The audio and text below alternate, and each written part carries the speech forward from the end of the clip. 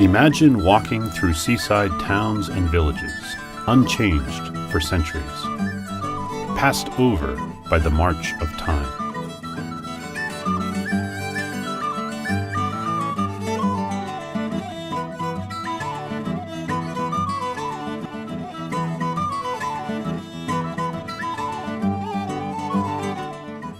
The Irish coast, once the edge of the known world, sheltering rich green fields within.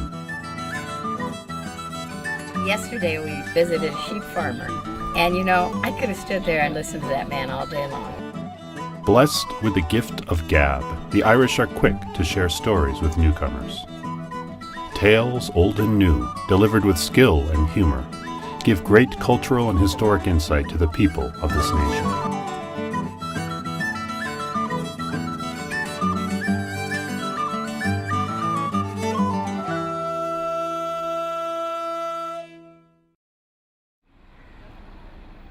Cove in southwest Ireland was the last port of call for the RMS Titanic.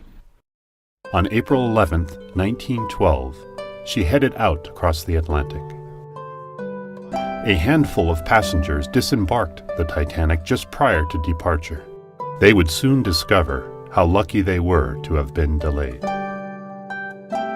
The buildings, streets, and piers of Cove have changed little over the last century, inspiring visions of what Irish life was once like. Imagine standing on the exact dock where your ancestors once stood, soon to board one of the great steamers, to set off to create a new life, never to see Ireland again. And it was during these early years of growth and the exploration of other colonies too, that a steady stream of ships began to cross the Atlantic Ocean on what was now a regular basis. And what all of this has done, folks, it has endowed the place with a fascinating diversity of military, maritime, emigrant, social and exploratory history. And have you learnt anything so far? A lot, especially about the Lusitania, because I hadn't had a clue as to the political situation at that time. On May 7th, 1915, during World War I, the Cunard ocean liner Lusitania was torpedoed and sunk by a German U-boat. Over 1,100 lives were lost. The work that day resulted in the answering of many prayers.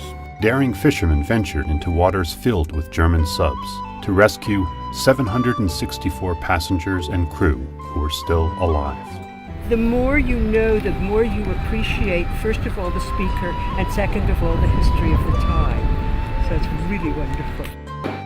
Dublin native and program director Barbara Long has a deep passion for her country and loves to share it with others. Along with 8 years of experience and seemingly endless knowledge of Ireland, she's also quick with a story, a joke, or a spontaneous sing-along.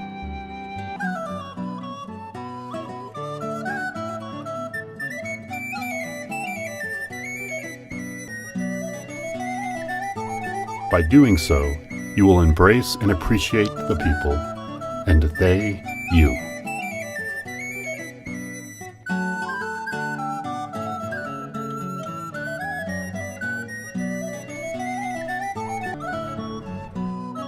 Today, a new generation is discovering and embracing its Irish heritage, preserving it for generations to come.